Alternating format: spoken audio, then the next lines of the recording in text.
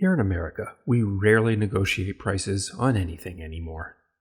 In nearly all of our shopping experiences, groceries, clothing, entertainment, the price is the price is the price, and it never includes tax. There are two domains remaining where negotiating is allowed and expected: car dealerships and baseball card shows. Here's how to maximize your skills to get the best deal. Hits one in the air, left center field, back it goes! Harper, the swing of his life!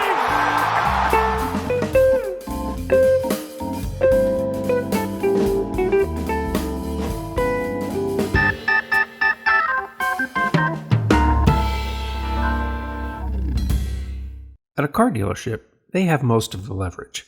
They keep their numbers secret, and they've got a number of ways to make money on a deal, even if you think you're getting a good price.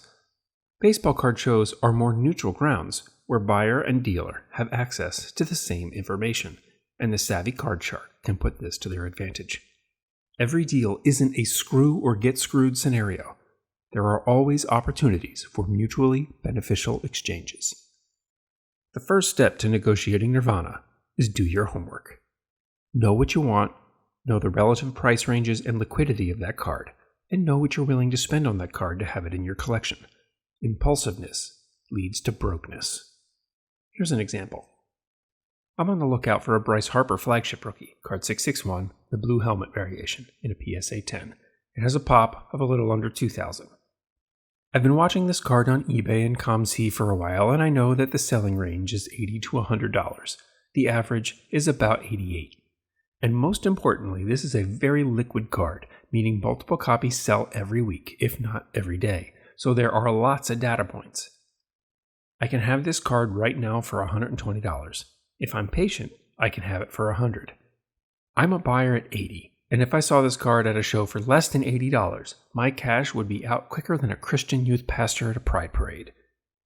But it goes beyond the price. It's knowing what the raw card prices are too, and the other slab prices of SGC and Beckett. It's also knowing that buying a card on eBay means tax and shipping, and the shipping is 7 to 10 days. Sometimes you can get a lower price on COMC, but you have to wait literal months for the card in some cases, or be willing to pay a hefty rush shipping charge. Knowing all of this ahead of time means you can approach a dealer with impunity, confident you can't be BS'd into a bad deal by somebody negotiating in bad faith. The second step to negotiating nirvana is emotional control, and the big one is the concept of delayed gratification. Separate any notion of your own self-worth from that of a baseball card. We are fortunate to have nearly any card available to us at any time these days, and money will always get you to the front of the line. But the guys in the front of the line pay the highest prices. Let them. Knowing you can have that card for 50% less or more if you can wait for it means you won't overpay at a show when you can have it now. The third step to negotiating nirvana is be a collector. Dealers don't want to sell to jerks, and if they do, jerks pay full price. Compliment a dealer's cards. Ask them what's in their PC or who their favorite team or player is. Find common ground. Tell them about your collection and how their card or cards might fit into it if you can strike a deal. If the dealer sniffs even a hint that you're going to flip their cards, the gig is up. If there's money to be made on that card, they intend to make it. They deal constantly with flat-brimmed half-wits who know what they got. And you want them to know that you are not that guy, and that you're buying their cards for keeps. So let's look at what you can actually say while negotiating. First, keep the discussion laser-focused on the price of the card. Once the conversation moves to percentages of comps, margin, what they got into it, what they need to get out of it, or any other non-price metric, you lose the ability to anchor your price. It's like a car dealer switching the conversation to what you want your monthly payment to be instead of the price of the car. Whatever you want your payment to be, they'll find a way to give it to you while maximizing their profit, and it won't be in your best interest. Stay focused on the price of the card and the price of the card alone. Avoid language that detracts from the exchange of money. Phrases like, "Where do you want to be?" or "What will it take to get this deal done?" This is weak language offered by weak people with weak understandings of human psychology. You, as the negotiator, need to keep reminding the dealer that you have money that they want, and they should keep reminding you that they have a card that you want. Use language that focuses on that exchange. Instead of, where do you want to be? Ask, what is your price? Instead of, what will it take to get this deal done?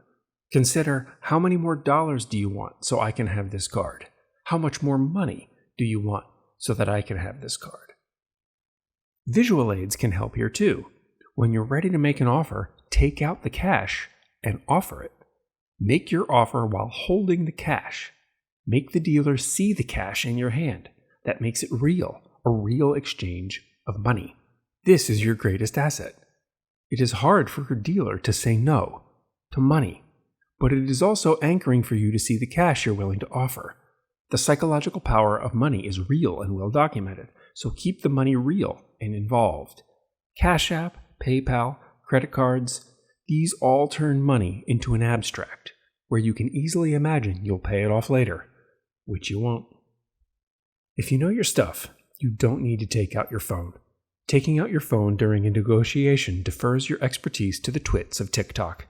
If a dealer takes out their phone and you don't because you already know what the phone is going to say, you have the advantage, and the dealer will see that they're not talking with your average card schmuck. Watching a deal where both parties are scrolling their phones, talking to their phones, caressing their phones has major incel vibes. Tough guys who need to call mommy to make sure it's okay.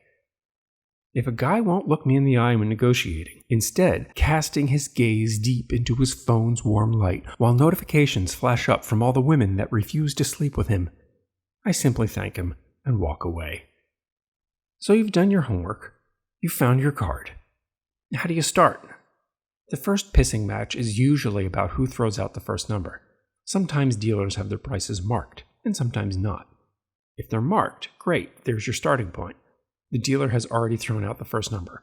Now these numbers are usually high as they expect to be asked to lower it. If no price is marked, ask about the price. But actually ask for a price. Say something like, what's the price of this card? Focusing on that number from the very beginning.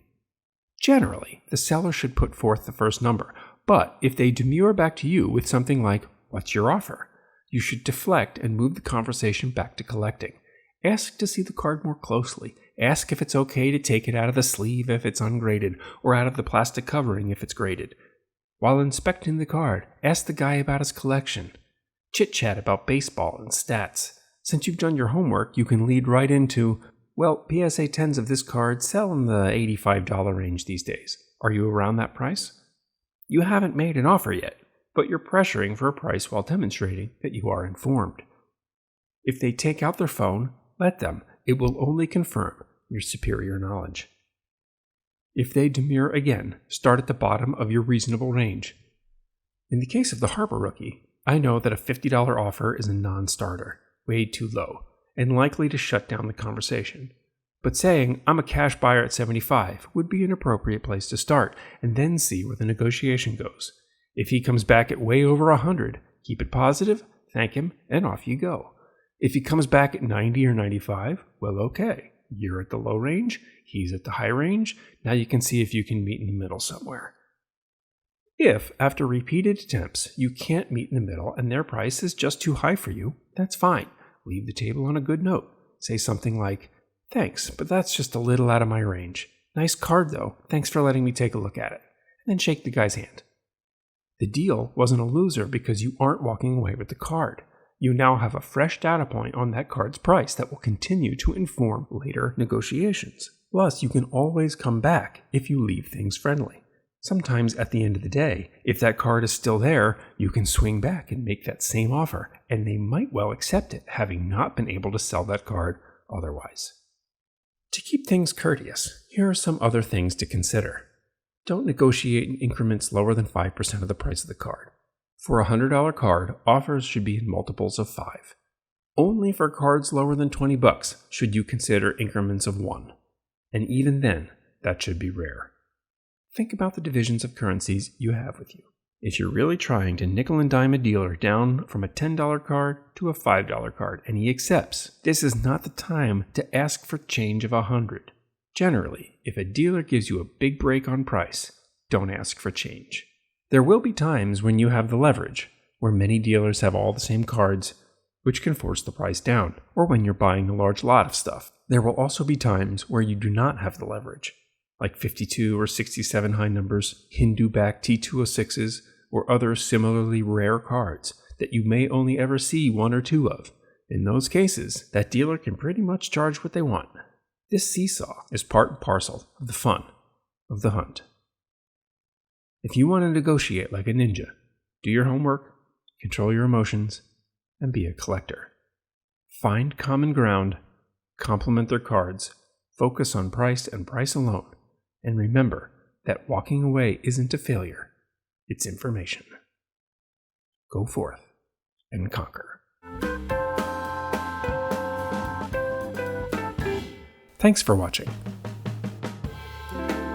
You're not a bad negotiator anymore. We'll see you next time on Baseball Card Stories, Legends, and Lore.